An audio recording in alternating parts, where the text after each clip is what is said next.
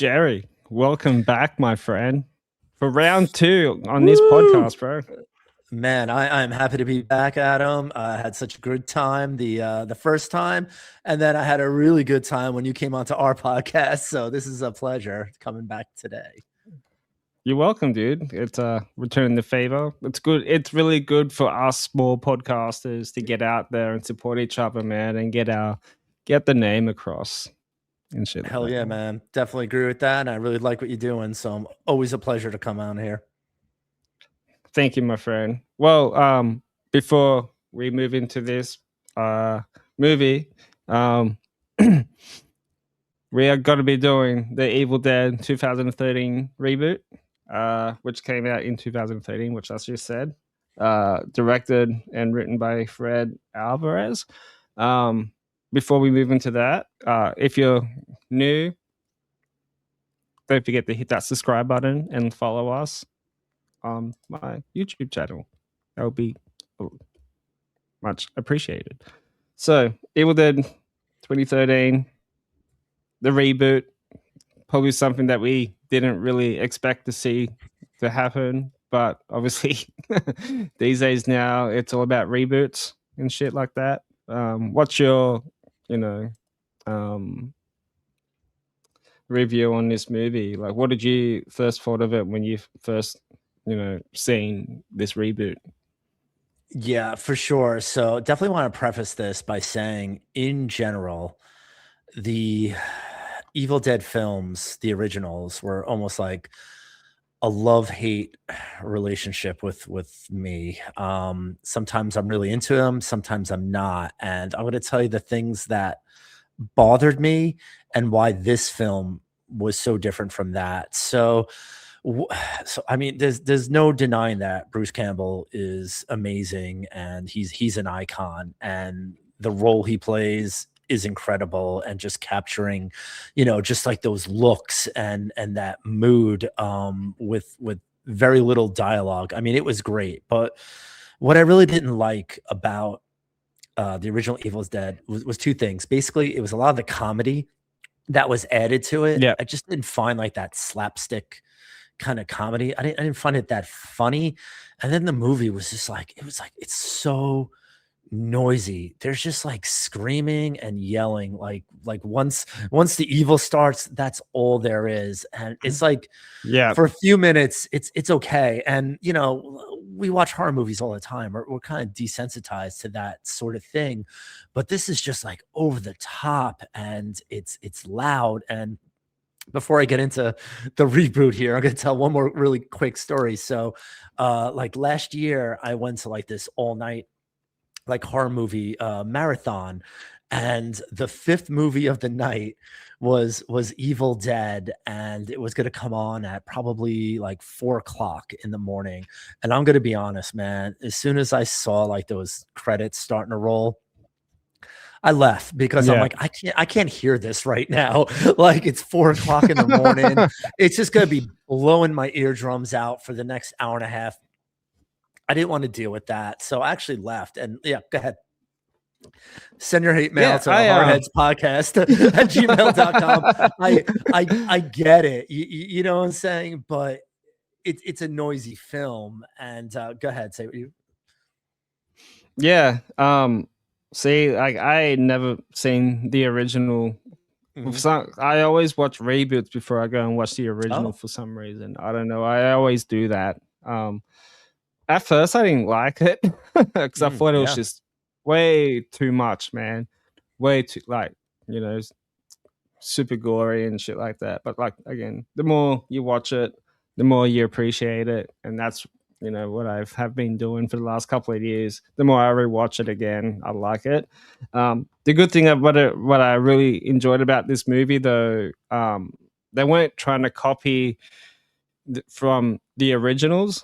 You know what I mean? It's sort of based on the cabin and the whole demon lady and everything. But what I liked about this, all the characters' names are different from the original. Yeah, different characters, same kind of setup though. You have like the three girls, the two guys. there's, you got the same kind of setting of the cabin. A lot of that's the same. And I'm going to tell you now what I did like about this film. I did like all that gore. I did like all that body horror. And I like that they stripped away like all that comedy. There was really no slapstick in this film. There was a couple of like, one-liners here and there from like the demons, but I think you need to have that in Evil Dead. But like the goofy stuff, as I kind of think about it, it wasn't here. And to me, that made this film darker and more evil and more brutal. And that's my vibe. Like, that's the type of film I like to watch. And I think this film really, really nails that tone. I mean, this is probably one of the bloodiest films I think I've ever seen in my life. And if someone's going, "You're wrong, Jerry," like, it actually rains blood for a little while in this film. So how do you beat lots of that? blood? That's what I'm saying. Like how do you beat that? And again, I think like most of the actors, I think were great. I think the setup of why they were there was a little contrived, because and it's the same thing with the original, and I'm probably going to keep going back to the original. I every time I review the original, I'm always like, why the hell are they going to this cabin to vacation? Isn't there a better place to go? And kind of on the other side of that is this girl Mia. She's trying to get sober. Why the hell would she come to the dirtiest, nastiest, it doesn't even look like it has electric, cabin in the woods to become sober? It seems like the worst place in the world to kind of like go through that process. And so that felt a little bit weird to me. But other than that, pretty good. and to read a book that had a bunch of fucking witchcraft. Why bother? yeah, that's another thing. And I feel like it's almost a trope at this point. You find a book, like I found, all right, you read books, I read books, we see books all the time. How many times in your life have you picked up a book and just started reading out loud for no reason at all? Just read that shit to yourself, man. It's like just open it up and scan it and read it, and you don't have to like sit there. But for some reason, this guy Eric, it felt like he was desperate. He was absolutely desperate to like have to read this book and do that, like, kind of chant. And I wonder, and now that I'm talking about it, I just wonder if it was like the setting of the cabin, if there was something going on there that like drove him to do it, because it didn't make any sense. Like, why would you read the book out loud and just not read it? It's like, it didn't make any sense to me. Well, obviously it's a movie. If I was in that yeah, if he didn't read it, we don't have a movie. Yeah, exactly, right. But if I was in that situation, right, like, I'll just look at it and I'd probably know straight away I'll get fucked up. So this is when I'll just go, no thank you. Give it to the next gothic fucking dude or chick who can want to read that shit, man, because I don't want no part of it. Hey, listen, I would definitely read it. I'm just not going to read it out loud like an insane person. Like, I just didn't understand that. And I have a note right here in front of me. It's like, why did Eric read it out loud? It's like, that's all the note says. And again, it's a little contrived, but I feel like it's not really the storyline in this film. That's not the real reason why you watch it. You're watching it for the demons, you're watching it for, the evil to like start taking place, and all the like activity and the craziness that's going to happen. So I gave it quite a bit of pass for like these two reasons that I felt like didn't need to happen. But if they didn't happen, then we don't have a movie. If they don't go to the cabin to try to get sober, there's no movie. And if Eric, for some reason, didn't decide to read this book out loud, there's no movie. So I gave him a pass on that. But other than that, I think they did pretty good. again, a few things I don't like, and I probably mentioned it in like my podcast before. I hate when they have like dead animals kind of like hanging everywhere. Oh, I don't know. that. Yeah. I don't know The if they dog needed that. scene broke my heart. Yeah, like did they need that?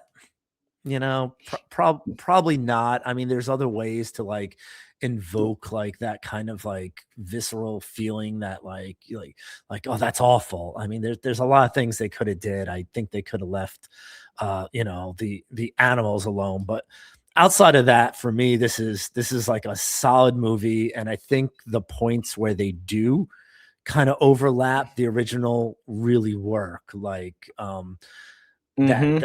the tree scene where Mia is attacked, you Yes. know, by the trees. I mean, that's a classic scene. So you're either going to blow that or you're going to do it okay. And I think they did it okay in this film. And I don't know how much meaning that scene has to you, but to me, I remember as a kid going, "Holy shit, man!" Like that, it was bonkers, and you couldn't even like understand like what was happening. So when someone tries to redo that scene, they better do it well. Yeah. And I think they did a good job this time.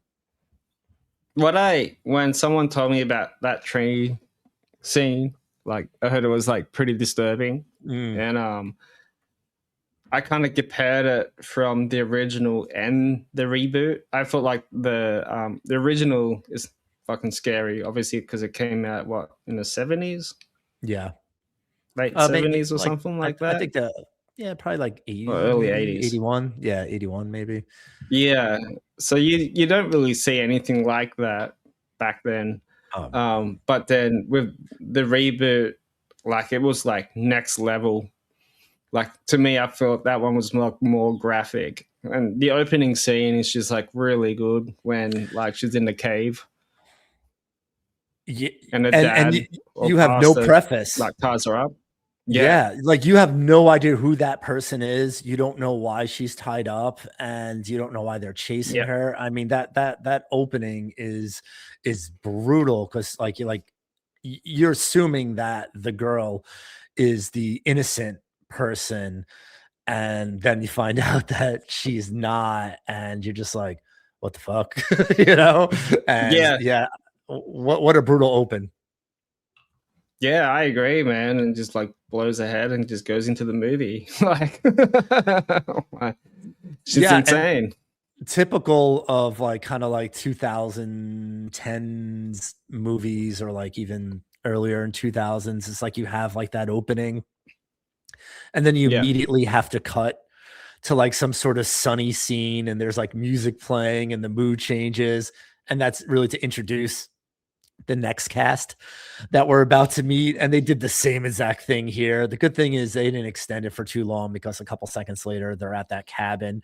As soon as they got to the cabin, it was like kind of cloudy, dark, gray, definitely a cloud hanging over that cabin. And all of a sudden it felt yeah, like danger all of a sudden, but they still kind of kept like that I don't even know what to call it. It's just the way they just made films in the 2000s, but they did that here as well. yeah. What did you think of Mia's character as like the female Ash version? Yeah, I at first she was hateable, you know, like kind of like Mm, that first half of the film where she's just kind of like storming around and like you're getting frustrated with her, her brother's getting frustrated with her, the friends are kind of getting frustrated with her, and you kind of feel like, you know, like she's at her like wit's end. She's been down this road before. She's just going to quit and it's going to be like a cycle again, and everyone has to worry about Mia. So it kind of makes you not like her. But then there's like that switch. Basically, I think like I guess when she kind of comes back, you know, after the evil, and I think she played that role really well. I mean, she kicked ass. She was yeah, extremely violent and extremely brutal, and I was like, it was believable. I'm like, man, this girl is like on fire right now. She's kicking ass, and I thought she did a great job at that. So she had a great, you know, character arc basically from going from someone that I particularly didn't care for into a character that I thought was like a hero. Yep. Yeah, I in the special features on the Blu-ray um version of the movie, the director was saying that he wanted to do something different with the main character. He didn't want to recreate a male Ash Williams, so he went with like a female version of that. And in my opinion, I think it worked well. She did an amazing job as, I guess you can call her, the final girl. Yeah, I think she did a good job as the final girl, but I also think she did a really good job at being the demon as well. Yeah, I think she played that good for a while. I mean, I'm just thinking about that scene where she was like kind of in the shower and she had that water on. It was like that boiling hot water, and it was just kind of like yeah, melting her skin. I was like, oh, that is sick. So she played like kind of like that crazy person really yeah, well. And then switching it to the hero, which is probably difficult. I mean, she basically played two separate people in this film, yeah, and I think she did a good job. I think a lot of the other characters, some of them were just kind of throwaways, or like killer bait, as we like to kind of call them. I don't think what was her name? Like Natalie, David's girlfriend.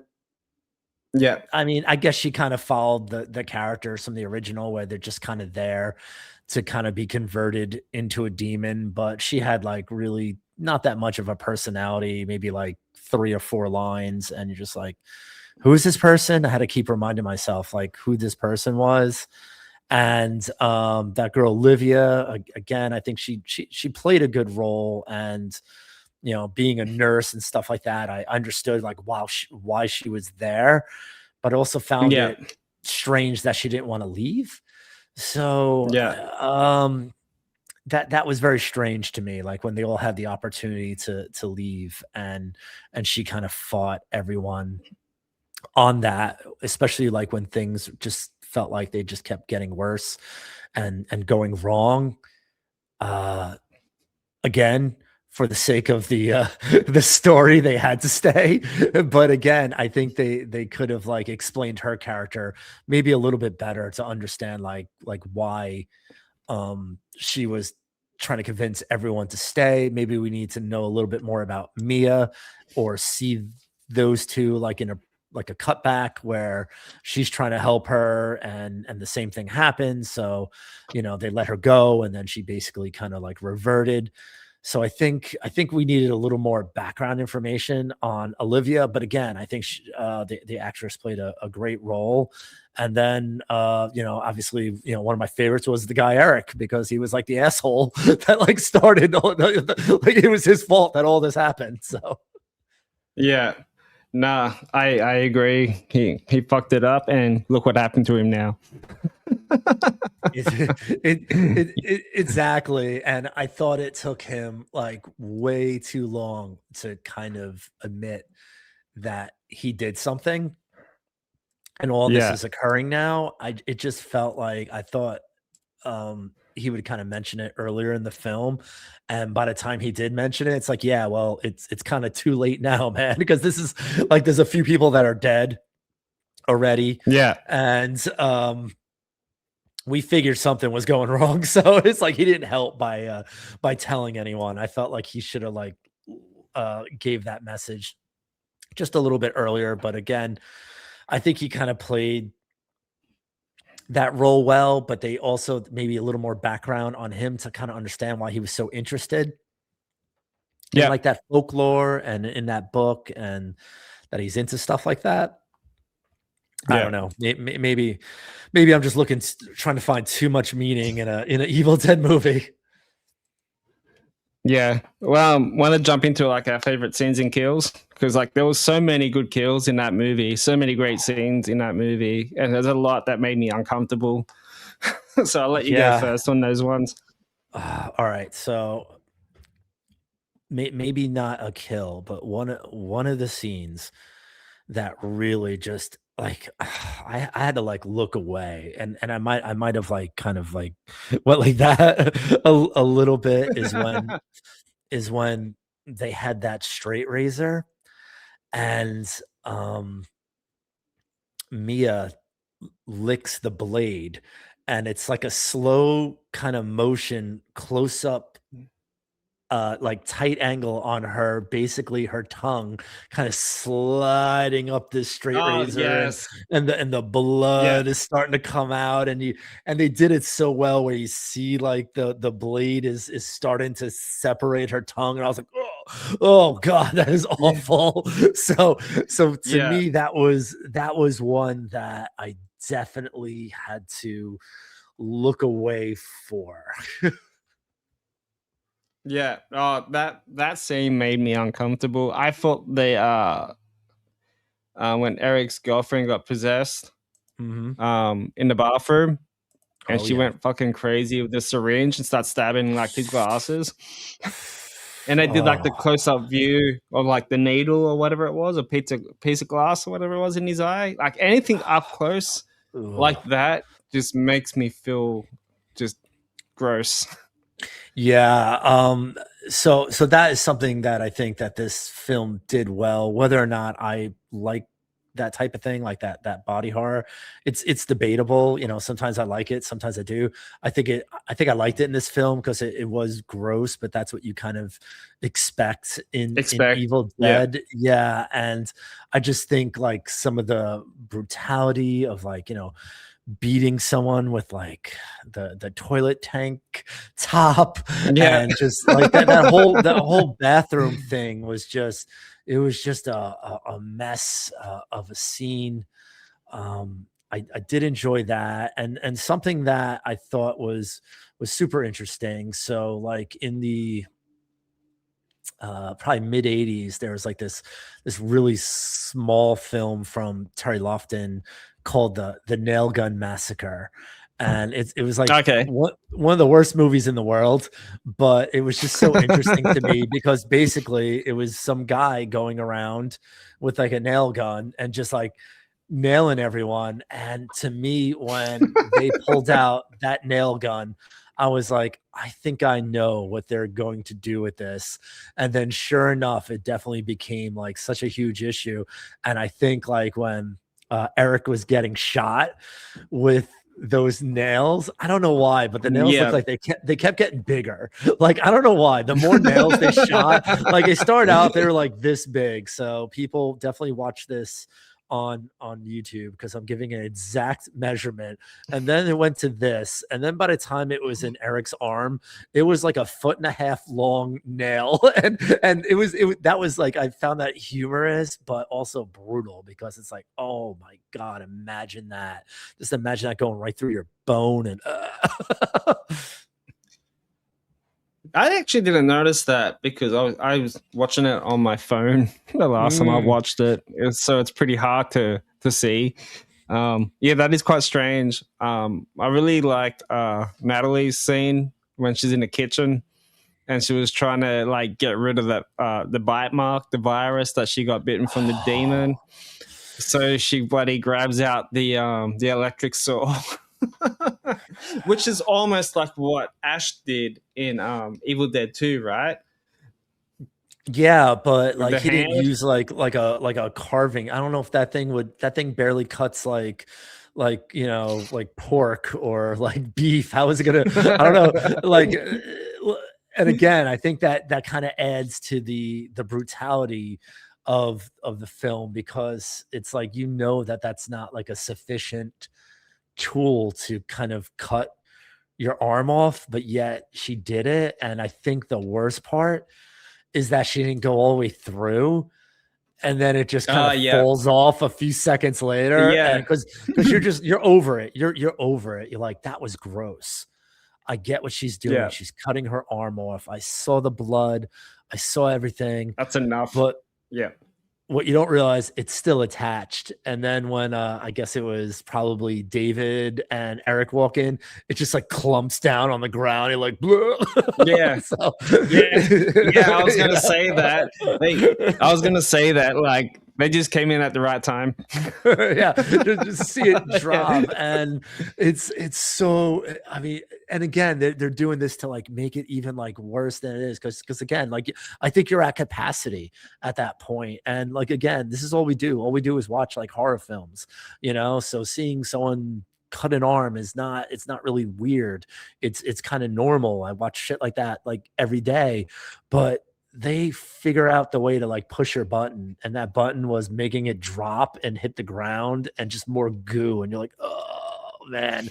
And I think I did that several times in this movie. And most of the time when I'm watching a movie and it's graphic and bloody and gross, I don't really react to it. But this definitely touched some nerves there, where I was just like, oh god, that is awful, that is gross. And it's like, I had to look away. I mean, just like you, it's like if it's like close up on the eye or something like that, I'm like, I don't want to see that right now. Yeah, no. And so spoilers for anyone that haven't seen it, the ending part when she rips her arm off under the truck, that almost made me throw up, and it still does to this day, because like it was just horrific. How she was just trying to get out of the car and the demon just like pushed it with one arm, like and it just falls into her arm, and she just rips it out, and all you see is like just flesh just like ripping out of her arm and stuff like that. She's just like screaming in pain. And then fucking gets the chainsaw and goes, "Oh, eat this." Was it cocksucker or whatever it was? Yes, yeah, it was a killer line. It was definitely a killer line. And yeah, so I rewatched this not yesterday, but the day before, and that scene is still super, super fresh in my mind. And I was like, and I've seen this film probably 4 or 5 times in my life, so it's not like really like a new watch, but it's those little things that I forget. And then when you're rewatching it, it's just like, oh wait a minute, no, she's not. Oh man, she's ripping her hand off, and like you see like the skin and the bone, and they're just kind of coming off in 2 separate places. It's like, oh my god. But it's like, in a situation like that, you have to get out from underneath the car. I think there's no other choice. So it's like at one point you're like, I guess I would have to rip my hand off, is like kind of what you're thinking. And then you're like, well, this is what it looks like. And so now you're really getting bugged out because now you're just like imagining it happen, and you're like, well, there it is happening. And that by far was definitely probably one of the grossest scenes. But I think that's also like basically when the kind of like raining blood happens as well. So there was like so much happening in that scene. It was just like mud piles of blood and raining blood, and she's like squirting blood from her missing hand, and she got the chainsaw. I mean, there was so what an epic way to like kind of conclude it. It was crazy fight scene. Yeah. You think that you put like Slayer, Raining Blood in the background in that scene? Yeah, I don't remember what music they did have, but I'm sure it didn't capture the mood as maybe something like that like would have done. It would have been so hardcore if like, it's like her hand is like spraying blood and she has the chainsaw and she's like, like I think I could see that happening with some Slayer. Definitely would have liked that. I don't even know if there was any music. It could just been like the sound, the sound of like the rain and the storm happening. But yeah, that definitely would have been epic if they did something like that, for sure. Yeah. Well, cutting like the background music for that scene, I think just works so well because it just makes it so real. And that's another thing that they glad you mentioned that.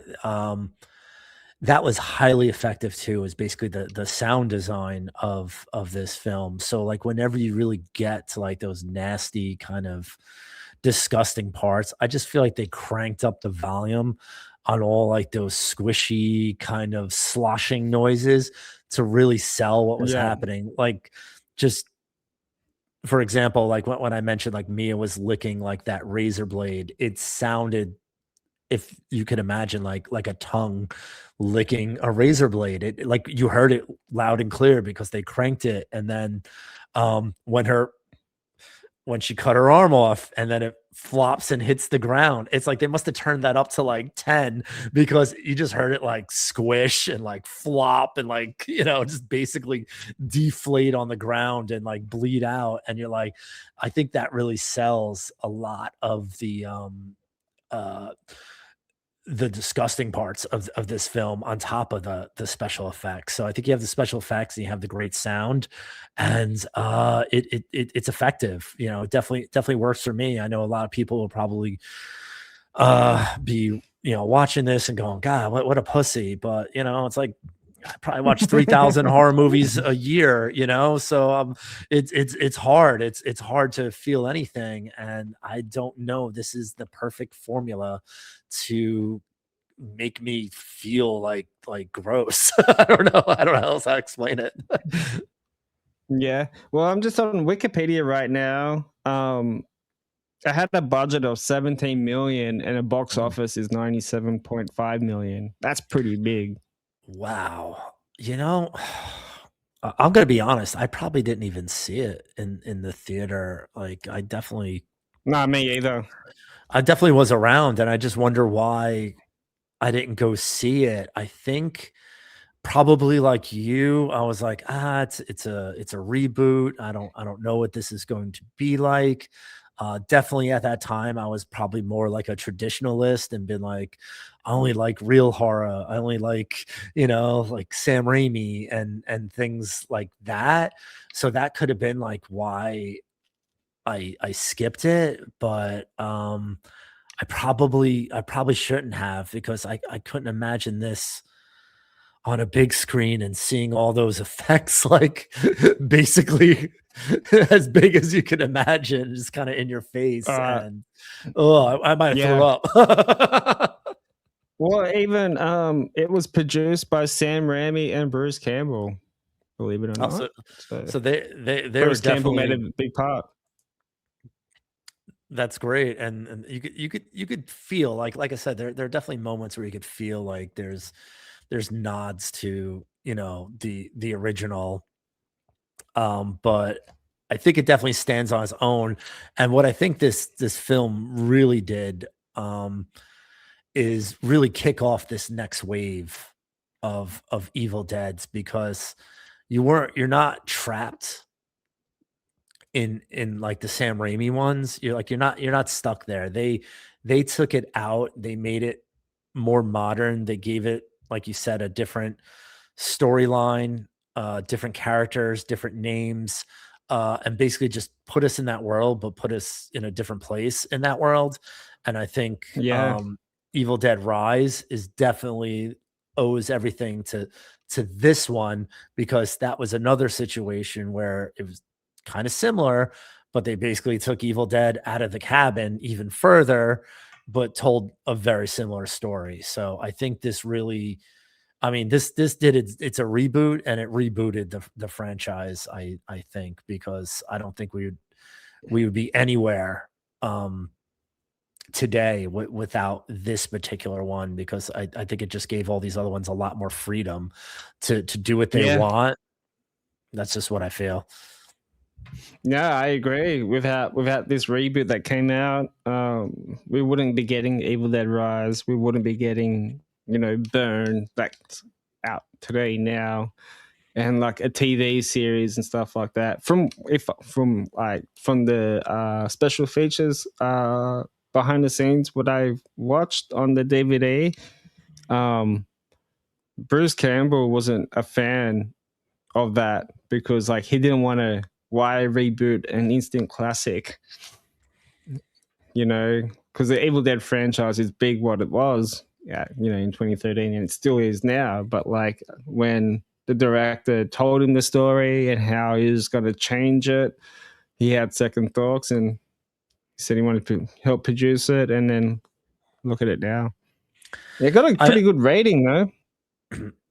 Which one? This one or Rise. No, the 2013 Yeah, this rating. We got 6.5 out of 10 in the IMDb and 64% on Rotten Tomatoes. So it's not too bad. not at all. And I mean, this is like a like, I mean, if you're into gore, if you're into blood, if you're into body horror, this is the one you're gonna like. You know, I Yeah. think the way they did the special effects in the original was very, very good, obviously, but there were some parts where they go into like the claymation and stuff like that, and it kind of adds like that levity, and it's not as gross. They don't do that here.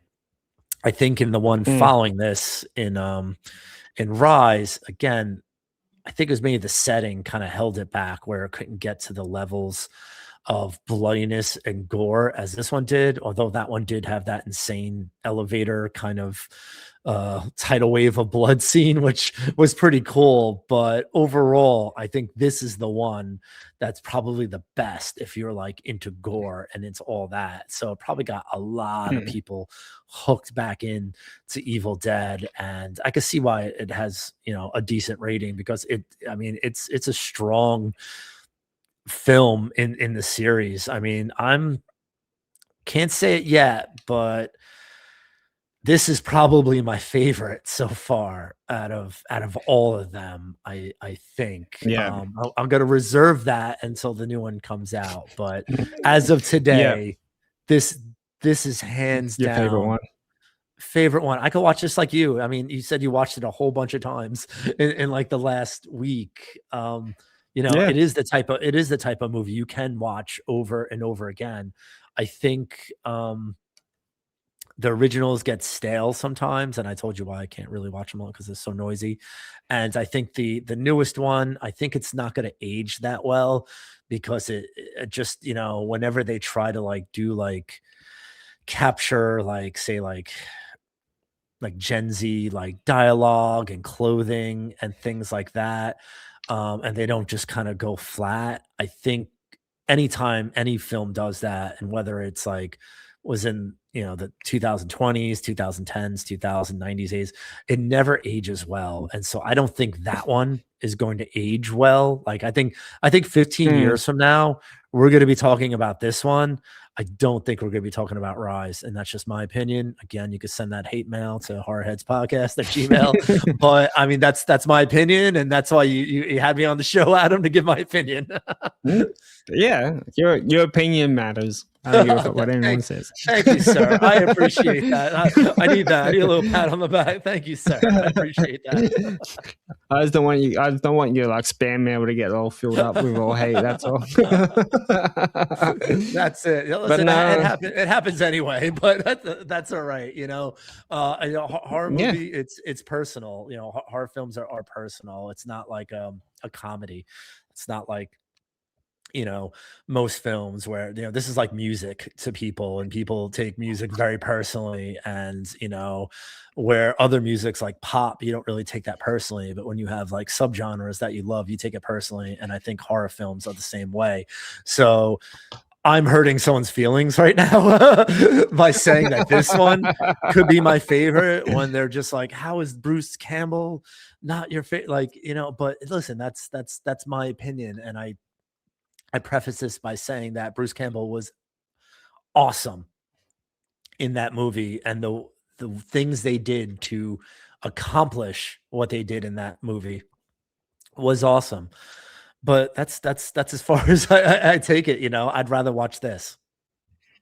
no, yeah. I watch Rise every now and then as well. I remember watching Rise in theaters, and fucking I loved it. You know, it got a lot of hate from people, especially I just read something on Instagram today that someone fucking gave a movie critic gave the new Evil Dead movie a low rating, and I'm like, this guy ain't a real horror fan, because like real horror fans will appreciate the franchise. You know what I mean? Like us.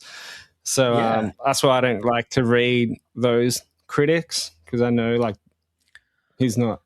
You could tell he's not a real horror fan when he's giving it like really bad reviews or anything like that. But like from other people, from the comments that I've read in that post, everyone loved it. So, and from what I saw, the ratings on Google and stuff like that, it's pretty high. It's like 92% Rotten Tomatoes, Wow. I think. Man, that's super high. And I'm trying to go in cold. Like I'm trying not to like Same. read anything because that usually spoils it for me. And I always find it when like these professional critics like give a rating. It's like, yeah, all right, maybe in the canon of films in the world, maybe a new Evil Dead film is not the best film in the world, but that doesn't mean it's not a good horror film. It doesn't mean it's not a good Evil Dead film. And I think those are all things that you need to kind of take into consideration. And I'm just thinking, I don't know if you ever watched like those documentaries, like those 4.5 hour long documentaries, those In Search of Darkness documentaries. Have you ever Same checked bits any of of those? it.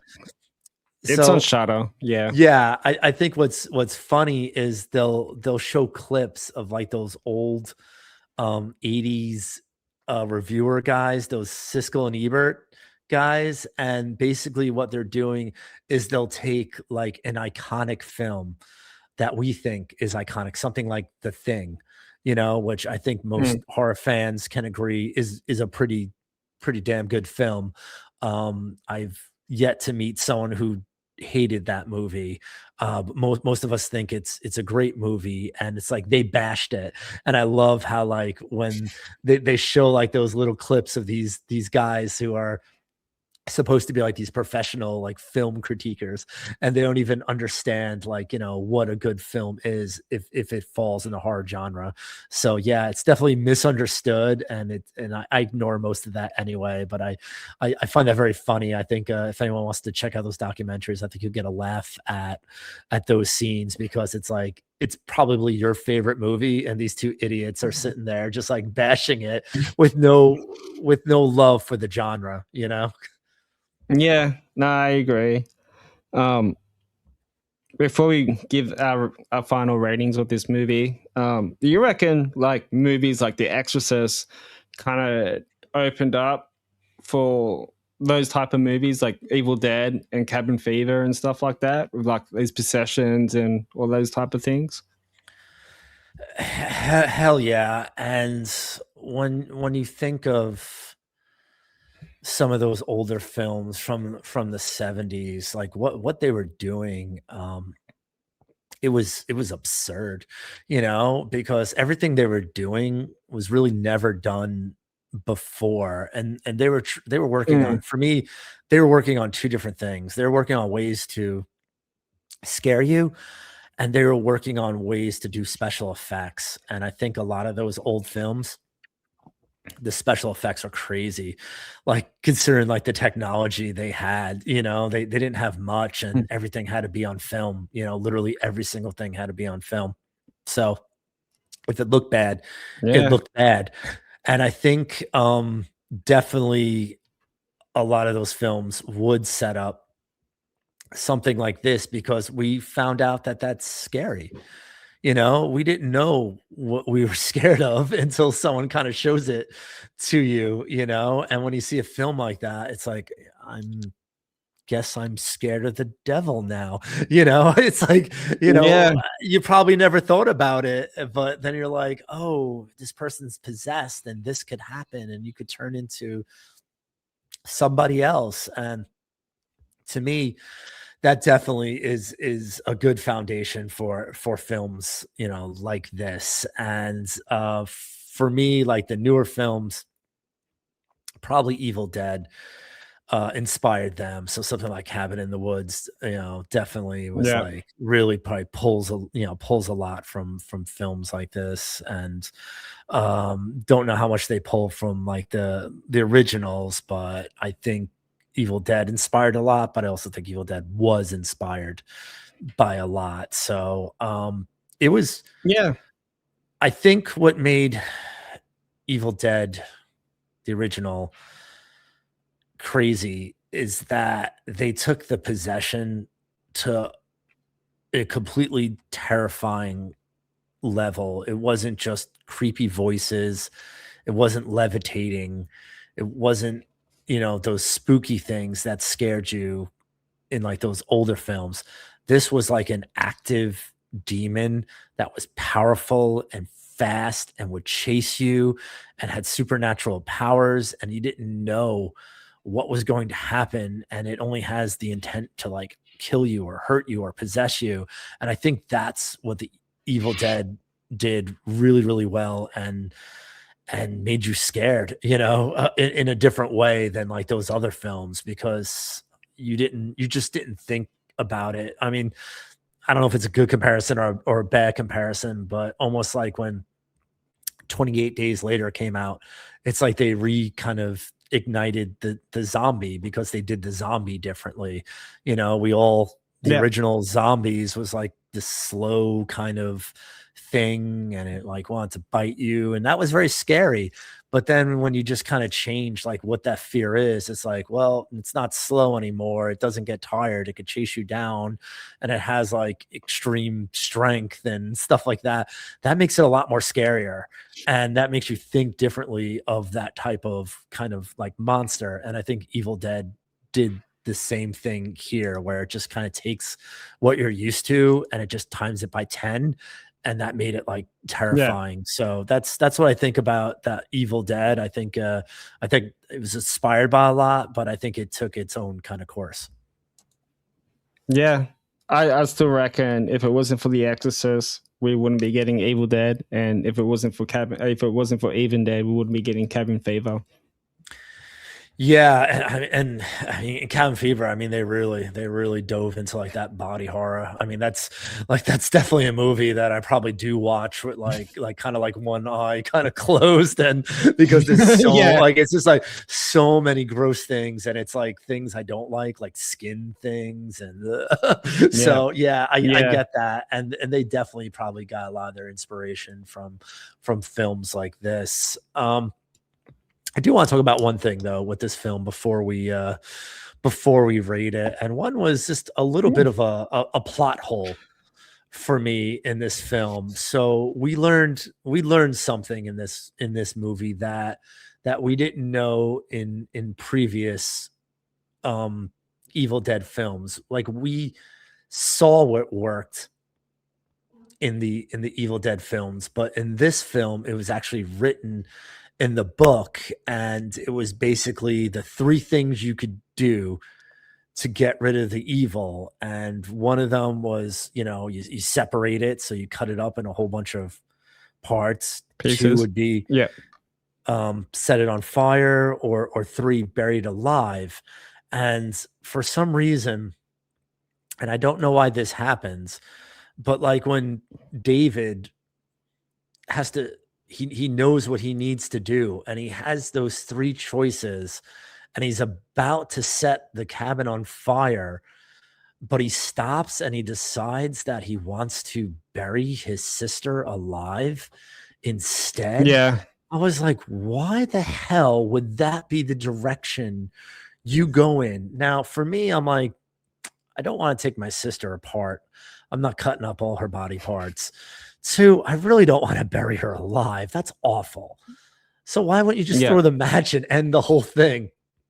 To me, that was a little bit of a plot hole that he hesitated, and it seemed a lot riskier. He got the last laugh though. Obviously, again, it was just done for. I hate when things are just done for the story. It has to make sense to us. Like, it has to logically make sense, so we don't call it out. There should have been another reason why he didn't set the house on fire. He just shouldn't have changed his mind and be like, no, I want to bury her instead. Like, that's not, to me, that is not good enough. And yes, if he didn't do that, she wouldn't have came back, and she wouldn't have kind of turned into like the Ash character. But we need, as viewers, we need a better reason. It's a little bit of a lazy writing to me, especially for a film like this, like a huge budget, huge team. You guys got to like tighten that up and just make it more like feasible. And I understand it's a horror movie, but we're here to critique it. So it's like, why did he not throw the match? Like, I can't give the reason. Can you give the reason why he just didn't throw the match other than he changed his mind? It's weird. Yeah. That's what they need us as writers. Like anything, like I don't know, like someone was stuck in the building and they couldn't get him out. So if he torched it, not only was she caught on fire, but the other person would have too. That would have been a simple solution. He'd be like, you know what? I'm just going to take her outside and bury her now. That would have been an easy, feasible, believable solution, but they didn't give us that. They gave us nothing. I think he said something stupid like it's supposed to be hard or it's supposed to be difficult or something like that. And it was just so out of character and it didn't follow the story. And I hated that part because I'm like, this makes no sense. I kind of threw my hands up. I'm like, this is bullshit. I'm calling bullshit right now. And yes, people, that's what I do. I talk to my TV. I get mad at it. I get mad at the scenes. I get mad at what's happening.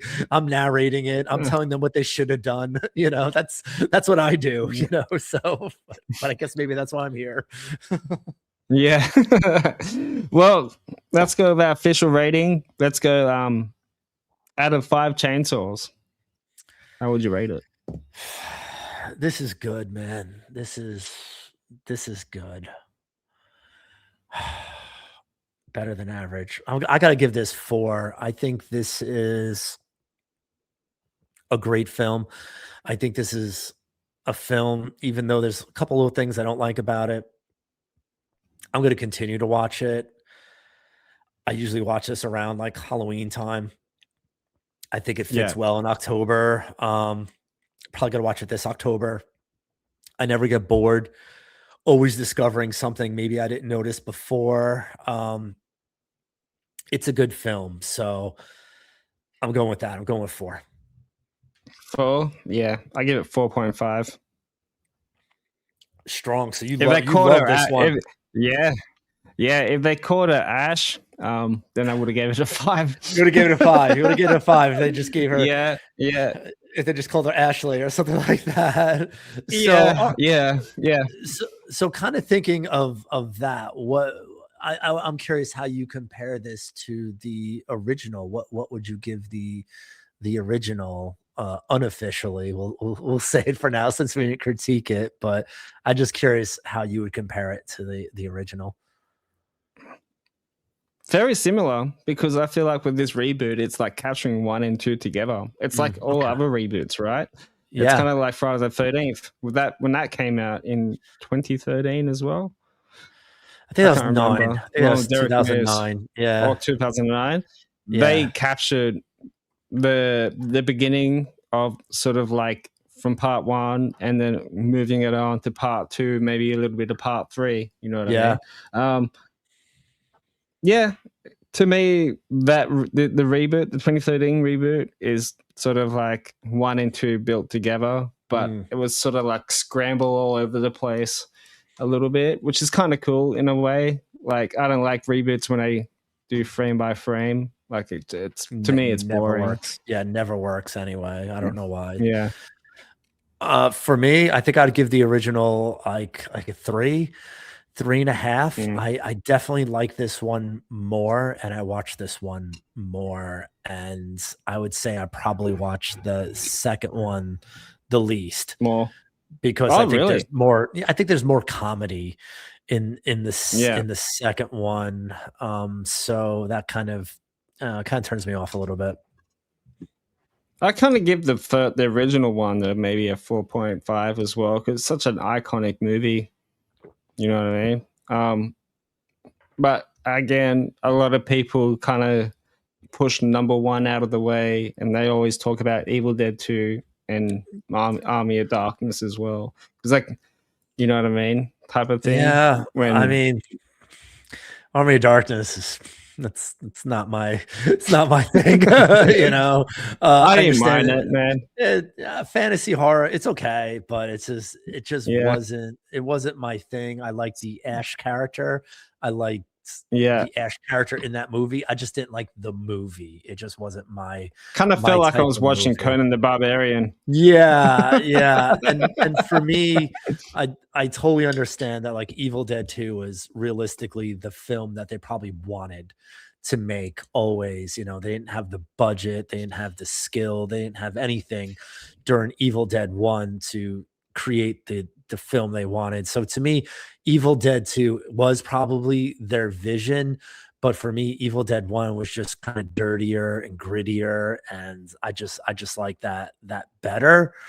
And I think there's more screaming in Evil Dead 2. So again, like it gets jarring and annoying, and it's just kind of like I just get tired of it after a while. I'm just like, enough, just shut up. Can we all be quiet for like 2 seconds, you know? So I think the second one just is a little more noisier to me, and that just causes some sort of like watching fatigue for me. So, but yeah, I mean, they're all good films, honestly, and I'm very, very excited to check out the new film. I'm hoping I can do it in the next 2 weeks. I don't think I'm going to catch it this week, but I'm hoping to catch it in the next 2 weeks. Yeah, I'm gonna try and see it either next week or the week after. Because sometimes they show them late, and like I hate going to movies like at fucking 5 p.m. and the time you get home, it's like 6:45, and it's like freaking dark and it's cold, and it's just like the last thing you want to hear is weird noises. You know what I mean? Yeah. That's why I watch movies. Drew. That's why I watch movies around about 10:30, 11 o'clock in theaters, because I feel safer. That's awesome. Love that. Well, Jerry, thank you very much. Is there anything that you want to promote or anything? Yeah, sure. So so I don't know if you guys caught it, but I am one half of the Horrorheads podcast. Me and my co-host Rich, we do basically a weekly show where it's really just two sides. Depends on like what you like. One part kind of like party with guests and interviews and drinking games and stuff like that, and then we were like one part just doing like a chill deep dive like horror review.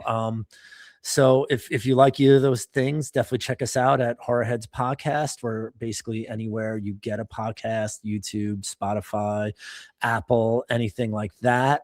We have some awesome guests coming out.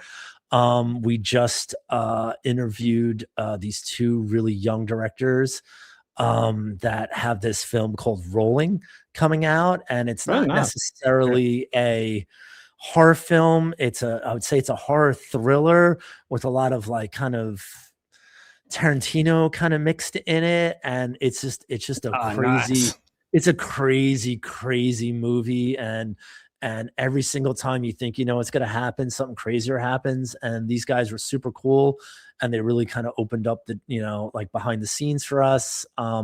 We got Emma Higgins coming up.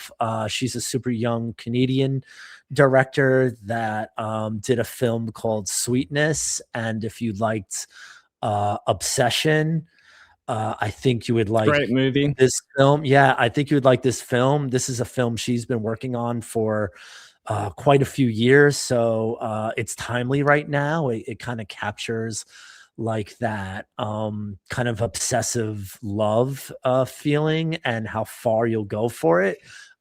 Slightly different than Obsession, but I definitely think that's a great film. So check out that film, and definitely check out our interview with her.